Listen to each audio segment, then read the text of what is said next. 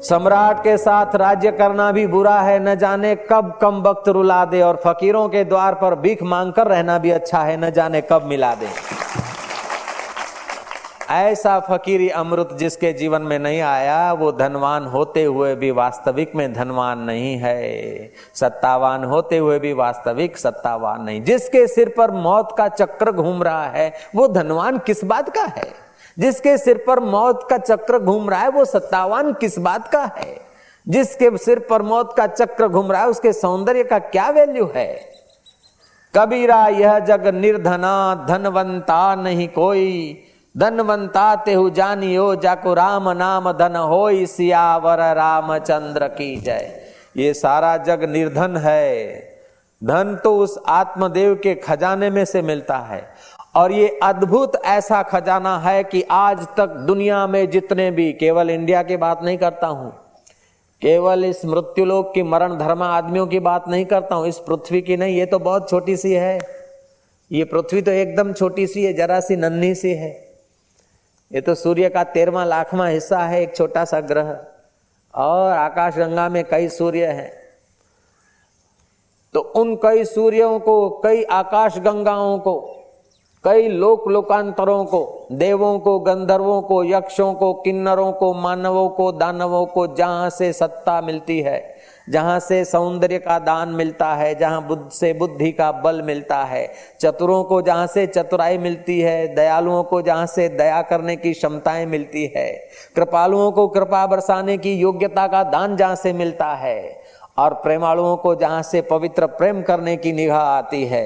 प्रेम, दया, कोमलता, सच्चाई, सरलता, सद्गुण हजारों युगों से पहले जहां से प्रकट हो रहे थे, और अभी होता रहेगा, और बाद में भी मिलता रहेगा, वो अखुट खजाने में आज तक कोई कमी नहीं आई।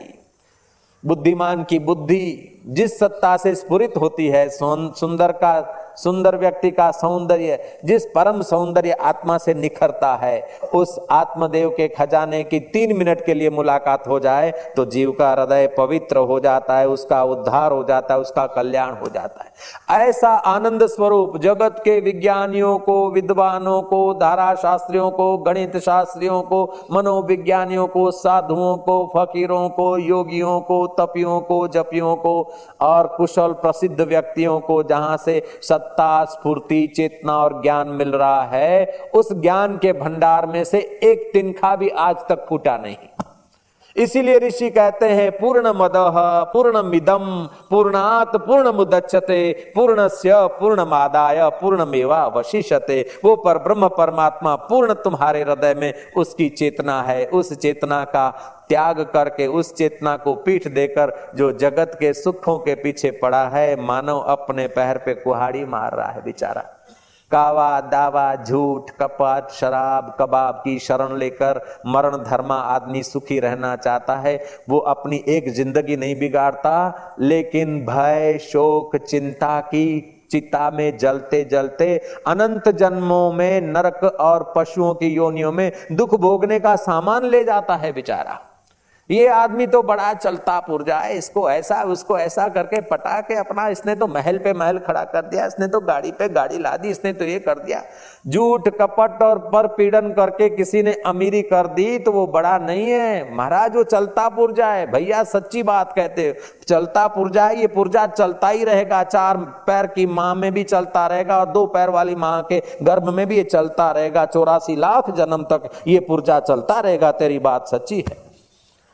तो जो छल कपट का सहारा लेकर इस नश्वर शरीर को सुखी रखना चाहते हैं, उन्हें पता ही नहीं कि अशरीरम शरीरेषु, कठवली उपनिषद का वचन है, अशरीरम शरीरेषु, शरीर में होते हुए भी ये आत्मदेव अशरीरी है। जैसे घड़े में होते हुए घटाकाश भी घटाकाश नहीं है, वो महाकाश ही है। शकोरे में और सुराई में आकाश होते हुए भी आकाश सुराई और शकोरा के बंधन में नहीं रहता। ऐसे ही तुम माई के शरीर में, भाई के शरीर में, डॉक्टर के शरीर में, मरीज के शरीर में, सिद्धपुर के शरीर में और मुंबई के शरीर वालों में, हिंदुओं में और मुसलमानों में, ईसाई और पारसी भावों में दिखते हो, लेकिन वास्तविक में तुम ये हो ही नहीं। बिल्कुल झूठी बात, सरासर झूठ।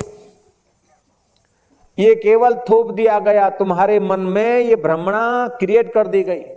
बिना मन के संकल्प के तुम नहीं दिखा सकते कि मैं गुजराती हूं, मैं सिंधी हूं, मैं पंजाबी हूं, मैं तोला हूं, मैं शेर हूं, मैं सवा शेर हूं, मैं 2.5 शेर हूं। तुम नहीं दिखा सकते, ये तुमने सुना है, ये तुम्हारे मन की कल्पना है लाला। तुम्हारे मन की कल्पना जहां से स्फुरित हुई, वास्तविक में तुम्हारा आत्मा वह है। तुम कल्पना के शिकार मत बनो, तुम तो संतों के प्यारे और भगवान के दिल के तारे हो, ऐसा तुम्हारा आत्मा है। इसीलिए भगवान कहते हैं ममैवांशो जीवलोके जीवभूत सनातन, तुम मेरा अंश है, तू सनातन है। कब तक तू भ्रांति में इस सड़ी गली हार्ड मास की कुठरी में रहकर मैं करेगा। पेलो बलाड़ो मिठाई खा के ओ पिटारा में पड़ो के अरे खरपियो वाग से એટલે भाग से कब तक करेगा? मैं कब तक करेगा? इस मैं दे को मैं मानकर मैं करके तो कई चले गए जिनकी मैं दिखी तक नहीं, जिन्होंने अपने शरीर में होते हुए अशरीर में मैं के खूंटे गाड़ दिए। आहा, वो तो धन्य हो गए। लेकिन उनकी मीठी निगाहें जिन पर पड़ी, उनके मीठे वचन जिन्होंने दोहरा दिए, उनके दिल भी धन्य हो गए। ऐसे ब्रह्मवेताओं के वचन जीवन में ले आओ। समय थोड़ा है, हजारों जन्म का काम एक ही जन्म में करना पड़ेगा। हजारों जन्म के संस्कारों को काट छांट के उठा अर्धूत करके आत्मज्ञान का दिया जलाना पड़ेगा।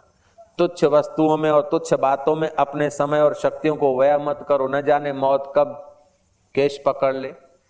सेठ मुंह छेड़ता हुआ बुद्धू हलवाई को बोलता तो चिंता नहीं करना, मैं बैठा हूं। दिवाली आती है, ब्याज पे पैसे चाहिए तो मैं दूंगा, तो चिंता नहीं कर, खूब धंधा कर, मैं बैठा हूं। कि स्वामी फला ने नाम लिख के गए, ऐसा हो गया कि वो पुलिस में अपनी पहचान है, तू चिंता नहीं कर, मैं बैठा हूँ। छाती ठोक के 4 बार मूंछ पे ऐंठते हुए कि मैं बैठा हूँ। आधा घंटा में टेलीफोन आया कि सेठ चले गए सदा के लिए और मैं बैठा हूँ दावा किया। कब तक ये मैं बैठेगा भैया? कोई भरोसा नहीं। इस देह को मैं मानकर तुम बिठाने का भरोसा करो तो कोई भरोसा नहीं। देवताओं के 2 महीने में तुम्हारे 60 वर्ष पूरे हो जाते। ऐसे देवता 100 साल जीते हैं और ब्रह्मा जी के एक दिन में 14 इंद्र राज्य करके रिटायरमेंट हो जाते हैं। तो तुम्हारी आयुष्य इस छोटी सी इसमें मैं करके, जिससे इंद्र भी नाचता है और ब्रह्मा जी भी प्रसन्न होते हैं, उस आत्मा को निहार कर अपना बेड़ा पार कर लो। छोटी छोटी बातों में कब तक उलझते रहोगे? 10, 20, 50 लाख या 10, 20, 50 करोड़ भी मिल जाए, फिर भी तुम्हें अगर आत्मज्ञान नहीं तो तुम ठगे गए। तो राजा जनक सुखदेव जी को कहते हैं कि हे मुनि शार्दुल, देव गंधर्व मानव दानव के देह में आकर ये जीव अपने को मैं मानने की गलती करता है। वास्तविक में इसका वास्तविक स्वरूप अनंत है, असीम है, जिसमें अनंत अनंत लोक और लोकपाल और लोकांतर हैं, जिसमें अनंत अनंत भूत जात पैदा होकर लीन हो जाते हैं। वो तुम्हारा वास्तविक स्वरूप है। तुम न मुनि सुखदेव मुनि हो, न व्यास के पुत्र हो, न ब्राह्मण हो, न देहधारी हो। तुम देह में होते हुए विदेही हो और अनंत देवताओं को जहां से सत्ता मिलती है वो तुम हो। अनंत दानवों को जहां से स्फूर्ति मिलती है वो तुम हो। अनंत लोकपालों से लोकपाल जहां से सत्ता स्फूर्ति लाते हैं वो चैतन्य तुम हो। जहां से यमराज नियमन करने का सामर्थ्य लाता है वो तुम हो। सांख्यवादियों के पुरुष तुम हो, योगियों के आत्मा तुम हो और भक्तों का शुद्ध चैतन्य आत्मदेव तुम ही हो। हे सुखदेव मुनि, तुम अपने को देह मानने की गलती छोड़कर अपने वास्तविक स्वरूप को निहारो, संदेह मत करो। वही सदा सम स्वरूप है, उस सम स्वरूप में स्थिर हो जाओ, तुम्हारा बेड़ा पार हो जाएगा। जनक का थोड़ा सा उपदेश सुखदेव जी महाराज की जो संशय की वृत्ति थी वो चली गई और सुखदेव जी महाराज फकीर हो गए। फकीर माना निसंशय हो गए। संशय की उन्होंने फाकी कर ली और महाराज एकांत में जाकर निर्विकल्प आनंद में मस्त रहे। जब परीक्षित के पुण्यों ने जोर किया, सुखदेव जी को क्या लेना था? कोई फल लेना था या कोई फ्रूट लेना था या कोई दान दक्षिणा लेना था? नहीं, परीक्षित के पुण्यों ने जोर किया तो सुखदेव जी महाराज अपनी अलमस्त मस्ती में चलते चलते गंगा किनारे पहुंचे। रास्ते में पागल लोगों ने सुखदेव जी को पागल कहा है, मूर्ख लोगों ने सुखदेव जी को मूर्ख कहा है, ढोंगियों ने सुखदेव को ढोंगी कहा है, भक्तों ने सुखदेव को भक्त कहा है, संतों ने सुखदेव को संत कहा है। लेकिन सुखदेव मानते हैं कि ये सब कहने और सुनने की मन कल्पित बातें हैं। मैं जो हूं वो हूं, असंगो अयम पुरुष केवल निर्गुणश्च। जब सभा में आए हैं ऊंचे सिंहासन पर, सुखदेव जी महाराज सुवर्ण के आसन पर विराजमान हुए। परीक्षित ने हाथ जोड़कर प्रार्थना की है कि भगवान 7 दिन में जिसकी मृत्यु हो उसको जल्दी से जल्दी मोक्ष की प्राप्ति हो सकती है, कैसे हो सकती है, कोई उपाय बताओ। मैं भी आपको कह रहा हूं कि 7 दिन में तुम्हारी भी मृत्यु होने वाली है। या तो सोमवार को मृत्यु होगी, या तो मंगल को, मंगल नहीं तो बुध जरूर है, बुध नहीं तो गुरु, गुरु नहीं तो शुक्र, शुक्र नहीं तो शनि, नहीं तो फिर इतवार, नहीं तो सोमवार। इन 7 दिनों के अंदर कोई न कोई दिन को आपकी मृत्यु होगी होगी और होगी, जिसको आप मैं मानते हैं।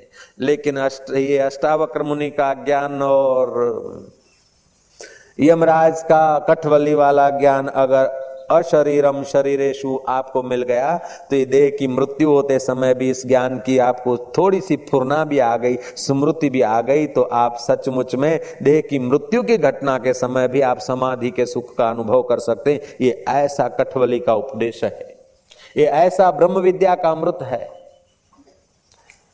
ये टिजड़ी का व्रत या सातम का या सती सातम का या शीतला का या गोगा का व्रत का उपवास का बात नहीं है। ये कोई धर्म कर्म और नियम की उपवास की बात नहीं है। ये तो जीव अपना वास्तविक शिव स्वरूप को पहचान के सबसे पार हो जाए, ऐसी ब्रह्म ज्ञान की ऊंचे में ऊंची बात है।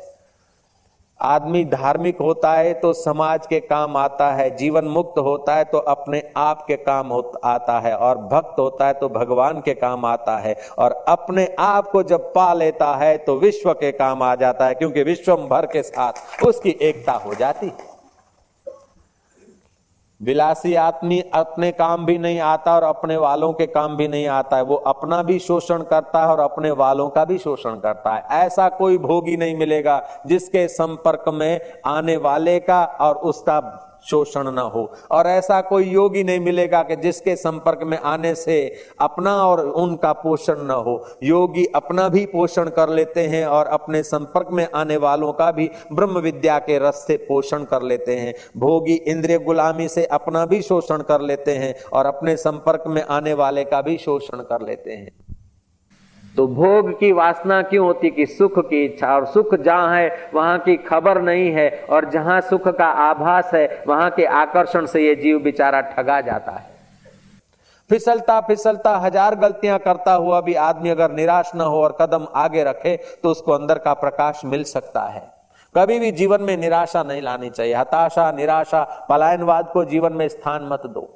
ऐसा कौन है जो एकदम सीधा चल पड़ा है? चलते हैं, गिरते हैं, फिसलते हैं। आपने चले थे 1-2 साल के थे तो क्या दौड़ने लगे थे क्या? महाराज चालन गाड़ी लाए थे, पप्पा का हाथ पकड़ा था, मम्मी का हाथ पकड़ा था, बहन का हाथ पकड़ा था, भाई का हाथ पकड़ा था, नौकर का चाकर का हाथ पकड़ते पकड़ते पकड़ते पकड़ते चलना सीख गए। ऐसे ही कभी योग का हाथ पकड़ा, कभी निष्काम सेवा का हाथ पकड़ा, कभी भक्ति का पकड़ा, कभी कीर्तन का पकड़ा, कभी गुरुदेव की कृपा का हाथ पकड़ा, तो कभी सुखदेव जी के उपदेश का हाथ पकड़ा। ऐसे हाथ पकड़ते पकड़ते बेड़ा पार हो जाएगा, चिंता की क्या बात है। कठवली कहती है अशरीरम शरीरेषु अनवस्थेय व्यवस्थितम महांतम विभुवात्मानम मत्वा धीरो न शोचते। जो अशरीर में शरीर रहित, जो शरीर में शरीर रहित अनित्य में नित्य रूप है, उस महान सर्वव्यापक आत्मा को जानकर बुद्धिमान शोक नहीं करता। तरती शोकम आत्मविद, आत्मवेता शोक को पार कर जाता है। ये आत्मज्ञान की कथा सुन रहे, इसको 13 निमेष सुनने से जग दान करने का फल होता है। ये ब्रह्म विद्या सुनने से 17 निमेष, आंख के 17 पलकारे पड़े उसको 17 निमेष बोलते हैं। वो आत्म विचार में विश्रांति पाने से बाज पे यज्ञ करने का फल मिलता है। आधा घंटा ब्रह्म विचार में मस्त रहने से अश्वमेघ यज्ञ करने का पुण्य प्राप्त होता है। जिन संतों का दर्शन करके संसारी लोग पाप ताप विनिर्मुक्त होते हैं, ऐसे संत भी इस आत्मदेव की मस्ती से ही तो दूसरों को पवित्र करने का सामर्थ्य लाते। कोई फैक्ट्री थोड़ा है उनके पास डीजल से चलने वाली।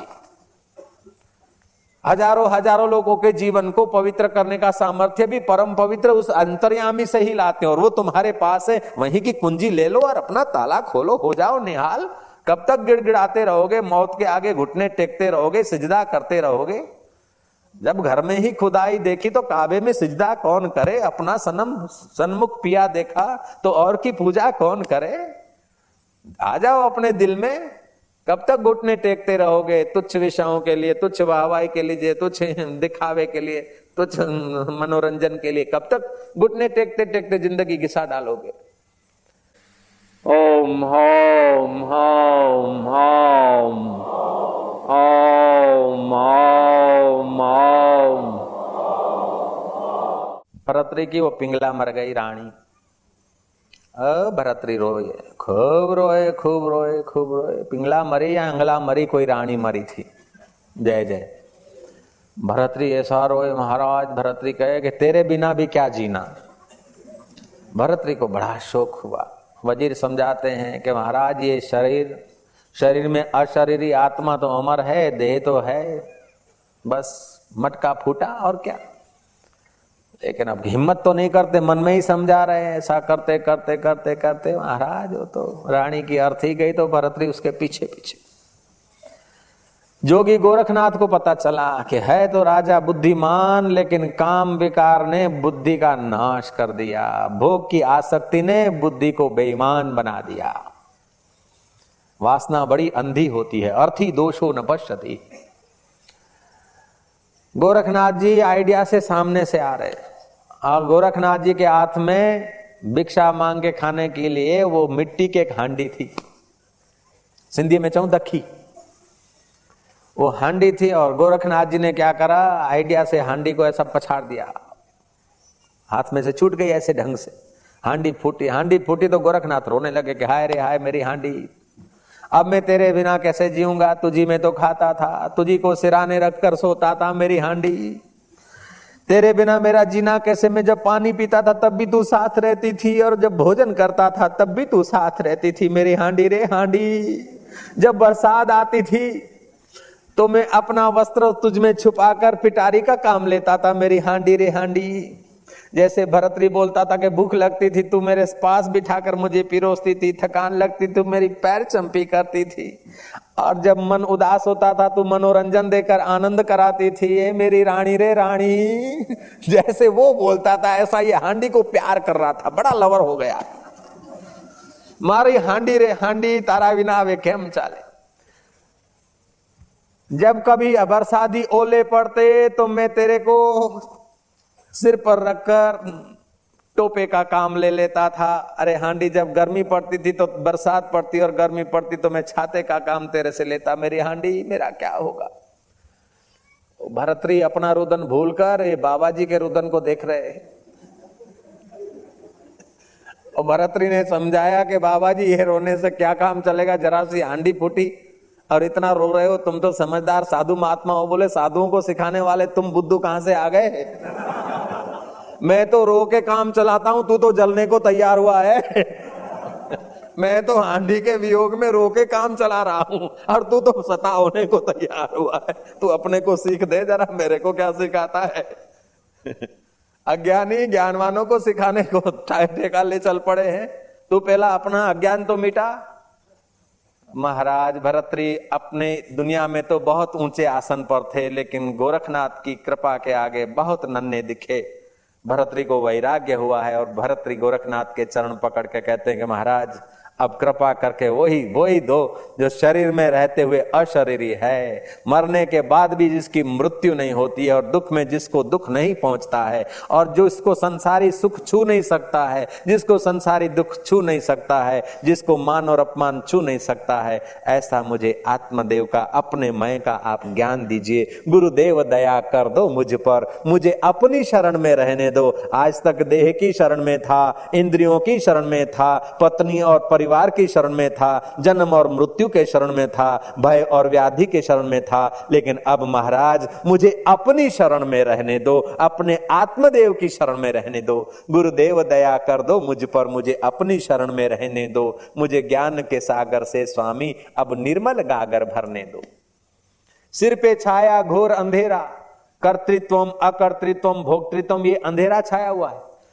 एक तो कर्तृत्व आसक्ति होती है, काम किए बिना रहा ही नहीं जाए। बाबरियो भूत लागे हो खोपड़ी में, कईक ने कईक करवा જોઈએ અને કઈ ના હોય ને તો બેઠો બેઠો બેઠો બેઠો આ ફરાસના દોરા તોણે, બેઠો બેઠો બેઠો બેઠો ચાદર ફાડે, બેઠો બેઠો બેઠો खुरपो चलावे नाक में, करे बिना रहे नहीं जाए। अरे कथा सुन रहा है कि खुरपा चला रहा है तुम? तो कईयों को कर्तृत्व आसक्ति होती, कईयों को भोक्तृत्व आसक्ति होती। ये भोगू ये भोगू ये भोगू, अरे जितना माणिया सुखिया खुशियां उतना भया रोग, जितना भोग ज्यादा भोगेगा उतना तन मन बुद्धि पुण्य नाश हो जाएगा। कईयों को भोक्तृत्व आसक्ति होती है, कईयों को कर्तृत्व आसक्ति होती है, कईयों को अकर्तृत्व आसक्ति है, मैं अकर्ता अकर्ता अर्ता। कईयों को भोक्तृत्व आसक्ति होती है। लेकिन ये सारी आसक्ति चित्त का दोष है, और चित्त का दोष तब तक रहता है जब तक निर्दोष मैं स्वरूप का साक्षात्कार नहीं होता है। अपने निर्दोष चैतन्यमय का साक्षात्कार हो तो महाराज ये दोष निवृत्त हो जाते हैं, नहीं तो कोई न कोई दोष चित्त में घुस जाता है। जैसे पिटारे में बिलाड़ा घुस गया, मिठाई खा के गुड़ घी खा के रोटियां चबा के मजे से बैठ गया, बच्चे रोटी लेने जाते तो बिलाड़ा बोलता हूं, बच्चे डर गए फिर जाते हूं। जब किसान आया लगा खुरपा तो हूं करता हुआ बिल्ला भाग गया। ऐसे इस देह रूपी पिटारे में जीव मेहमान बड़ाई खा के अहंकार बढ़ा के बोलता हूं। जब गुरु के ज्ञान का खुरपा लगता है तब हूं गायब हो जाता है, और वास्तविक में पिटारा खुला हो जाता है, उपयोगी हो जाता है। जय राम जी की बोल दो। ऐसे ही देह छता जेनी दशा वर्ते देहातीत, तुम देह में होते हुए भी वास्तविक में तुम ये देह नहीं हो भैया। तुम किसी की पत्नी नहीं हो, किसी की बेटी नहीं हो, किसी की माँ नहीं हो, तुम किसी के बाप नहीं हो, किसी के बेटे नहीं हो, किसी के मित्र नहीं हो, शत्रु नहीं हो। मित्र और शत्रु तुम्हारा मन और तन के भाव है। तुम वास्तविक में इन सब से न्यारे हो और ईश्वर के प्यारे हो। ऐसी बात का तुम्हें पता चल जाए तो तुम्हारा बेड़ा पार हो जाए। हजारों हजारों ये देह रूपी वस्त्र तुमको मिले और तुमने बदले। वस्त्र बदलने में दुख कैसा, वस्त्र बदलने में भय कैसा, वस्त्र बदलने में चिंता कैसी। हाँ, फिर भी भय होता है। जो बच्चा नन्हा है ना, उसके कपड़े मैले कुचिले बदलो और अच्छे पहराओ तो अभी भी रोता है, चीखता है। लेकिन जब बड़ा हो जाता है, बुद्धिमान होता है तो मजे से वस्त्र बदल देता है। ऐसे जो बुद्धिमान हो जाता है वो देह रूपी वस्त्र जीर्ण शीर्ण हो जाए, गिर जाए तो गिर जाए, पड़ जाए तो पड़ जाए, मर जाए तो मर जाए। ऐसा होगा ऐसा होगा, मर जाऊंगा, मर जाएंगे तो क्या होगा इसमें? रात की लटकती हुई लोकल में जाएं तो दोपहर के फास्ट से चले जाएंगे, क्या फर्क पड़ता है? भय को इतना खोपड़ी में घुसेड़ दिया कि कोई निंदा करेगा, कोई ये करेगा, कोई वो करेगा, ये मार डालेगा, वो मार डालेगा। कितना भी अपने देह को बचाओ ठीकरे को, एक दिन मरना है। और विदेही आत्मा को कोई मार नहीं सकता है, तो फिर डर किस बात का, चिंता किस बात की? जो बीत गई सो बीत गई, तकदीर का शिकवा कौन करे? जो तीर कमान से निकल गई उस तीर का पीछा कौन करे और क्यों करे? गई सो गई राख रही को तू अपना वर्तमान सुधार ले। वर्तमान में अपने आत्मदेव में आ जा तो भूतकाल तेरा अपने आप ठीक हो जाएगा, भविष्य अपने आप जख मार के ठीक हो जाएगा। और बेठीक लोगों की नजर से दिखे, लेकिन तुम अगर ज्ञान के सिंहासन पे हो तो तुम्हारा कुछ नहीं बिगड़ सकता। मंसूर को चूली पे चढ़ा दिया गया लेकिन लोगों ने उनका कुछ नहीं बिगाड़ा। जीसस को क्रॉस पे चढ़ा दिया फिर भी नहीं बिगाड़ सके उनका। सुकरात को जहर पिला दिया लेकिन सुकरात का कुछ नहीं बिगड़ा। क्यों? कि जब आप अपना स्वयं नहीं बिगाड़ते तो दुनिया के लोग तुम्हारा नहीं बिगाड़ सकते, और जब तक आप अपना स्वयं का कल्याण नहीं कर सकते तो दुनिया के लोग और दुनिया की चीजों से परम कल्याण नहीं हो सकता है। इसलिए आदमी अपना कल्याण करने में आप स्वतंत्र है और अपना अकल्याण करने में आप स्वतंत्र है। गीता कहती आत्मैवात्मनो बंधु आत्मै रिपुरात्मना बंधुरात्मनात्मा तस्य येनात्मैवात्मना जिताः अनात्मनस्तु शत्रुते वर्तेतात्मै शत्रुवत्। तुम अपने आप के बंधु हो। अगर अपने चैतन्य घन परमात्मा में अपने मन की वृत्ति को लगाते हो और ज्ञान में रुचि करते हो तो तुम अपने आप के मित्र हो। अगर देह के ऐश आराम भोग विलास और संसार के तुच्छ भोगों में अपना समय शक्ति गंवाते हो तो याद रखो एक दिन आंसू बहाते हुए रक्त के आंसू गिराते हुए इस देश से जाना पड़ेगा। और यहाँ किए हुए कर्मों का फल, दूषित कर्मों का फल, जब तक आत्मज्ञान नहीं हुआ तब तक कि दूषित कर्मों का फल तुम्हारा पिंड नहीं छोड़ेगा।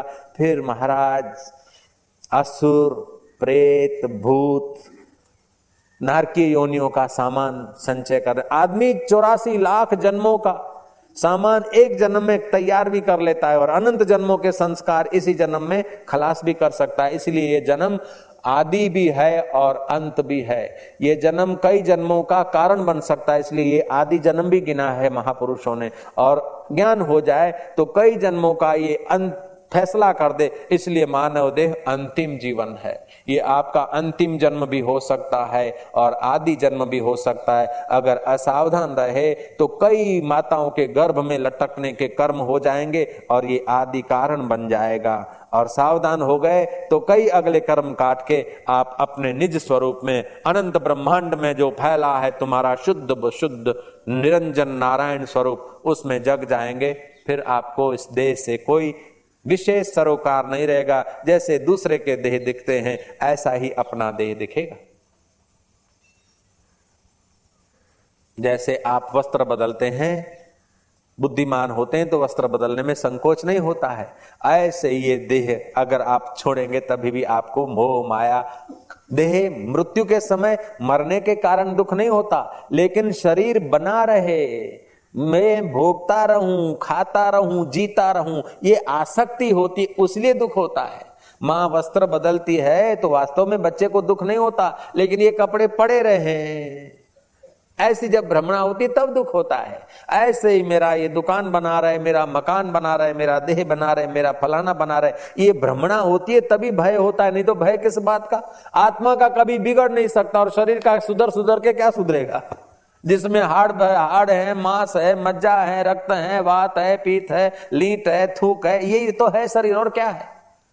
थोड़े बाल हैं, फिर मूछ के बाल कह दो, दाढ़ी के बाल कह दो, खोपड़ी के बाल कह दो, रोमकूप कह दो, ये बाल हैं और क्या है। बाल है, नाक में भी बाल है, लीट है, थूक है, वात है, पीत है, कफ है, और क्या है। इसी को तुम मैं मान रहे हो तो कोई तुमको कह दे कि हे वात पीत कफ लीट थूक बाल इधर आओ, तो तुमको अच्छा नहीं लगता है।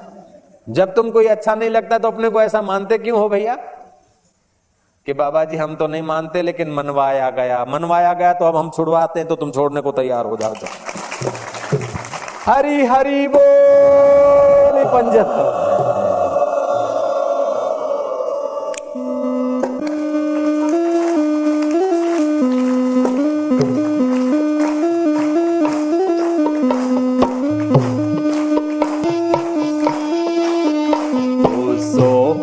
सोहम गाए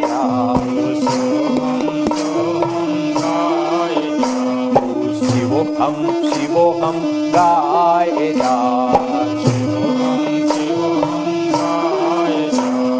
प्रीति को बढ़ाए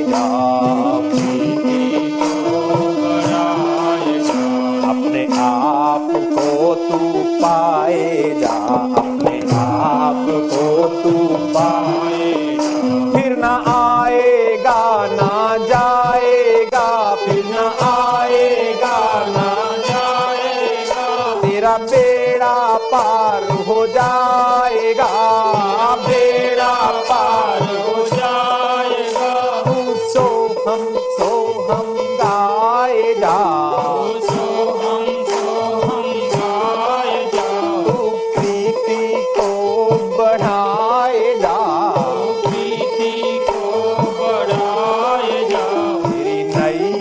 पार लगाए जा, नैया पार लगाए जा, बंदगी बढ़ाए जा, बंदगी बढ़ाए जा, तू सोहम गाए जा, सोहम गाए जा।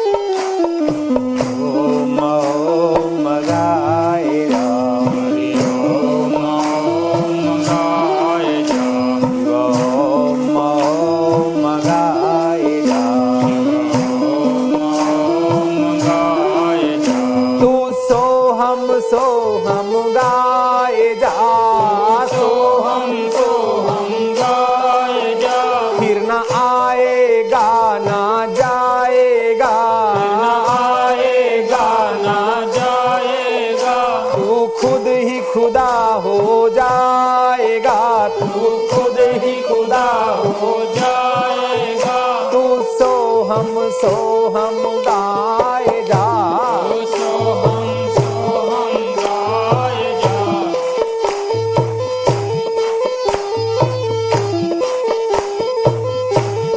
जय हो।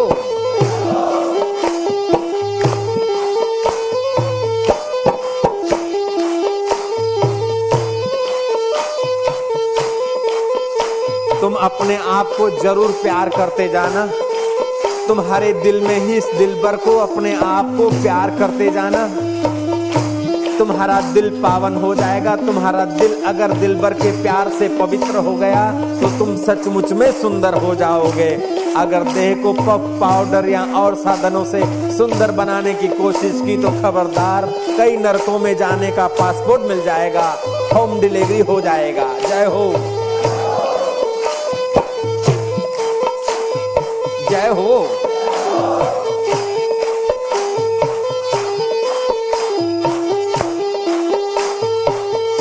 ये राम दीवानों की महफिल है, हरि के प्यारों की, सोहम के दुल्हारों की।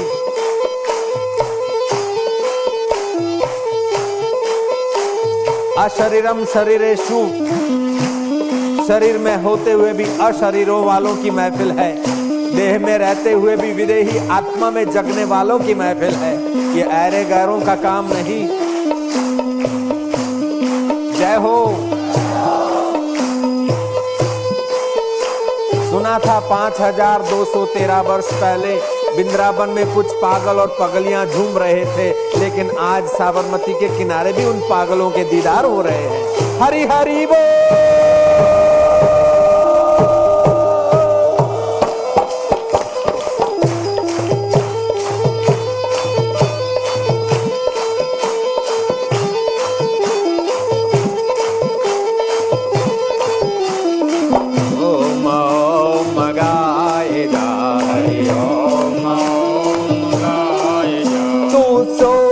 सोहम गाए जा, सोहम सोहम गाए जा। सोहम सोहम गाए जा, सोहम सोहम गाए जा। फिर न आएगा ना जाएगा, न आएगा न जाएगा। जय हो।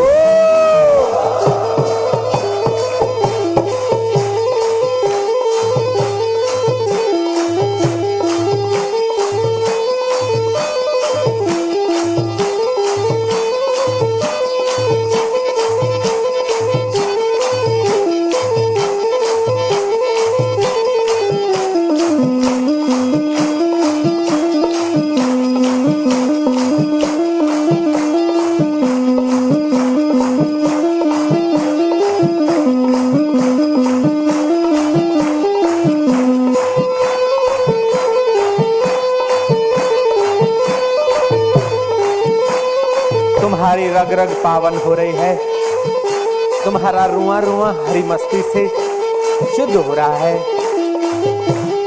ओम ओम ओम ओम ओम ओम ओम ओम ओम ओम ओम ओम राम राम राम राम राम राम ओम ओम ओम ओम ओम ओम ओम ओम ओम। अगर जीव पे पाप बैठा होगा तो ओम उच्चारण नहीं करने देगा, और हाथ पर पाप का प्रभाव होगा तो ताली नहीं बजने देगा, और दिल में पाप होगा तो दिल भर के लिए पिघलने नहीं देगा। अगर भगवान के नाम में तुम्हारा दिल पिघलता है तो पाप रूपी बिलाव रवाना हो जाएगा, और हाथ पर पाप का बिलाव का प्रभाव पंजा है। तुम कीर्तन करोगे तो भाग जाएगा, तुम राम नाम का खुरपा लो तो भाग जाएगा। जय हो प्रभु। चतुराई चूल्हे परी, पूर्व पर्यो आचार, तुलसी हरि भजन बिन चारो वर्ण चमार, सियावर रामचंद्र की जय।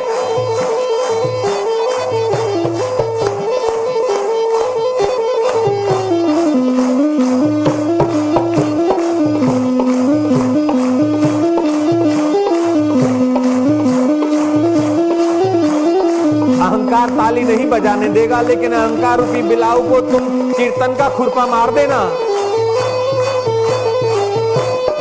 डिस्को वाले दारू पीकर झूम सकते हैं, तो तुम राम नाम की शराब में नहीं झूमोगे तो कितना दुर्भाग्य होगा।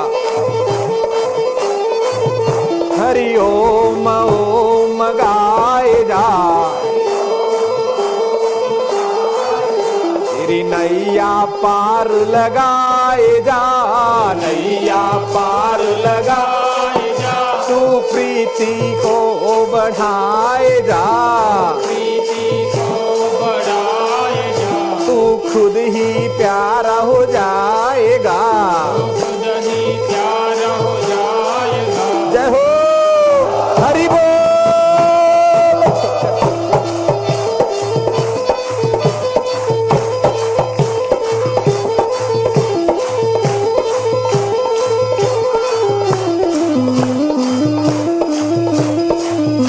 हरि ओम ओम गाए जा, हरि ओम ओम गाए जा, तेरो राम राम गाए जा, राम राम गाए जा, तेरी नैया पार लगाए जा, नैया पार लगाए जा, तू प्रीति को बढ़ाए जा, प्रीति को बढ़ाए जा।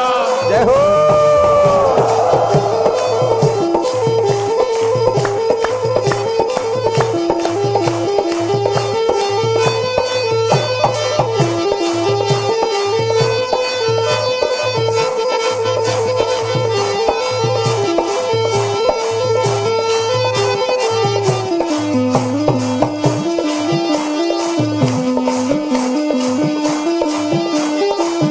हरि ओम।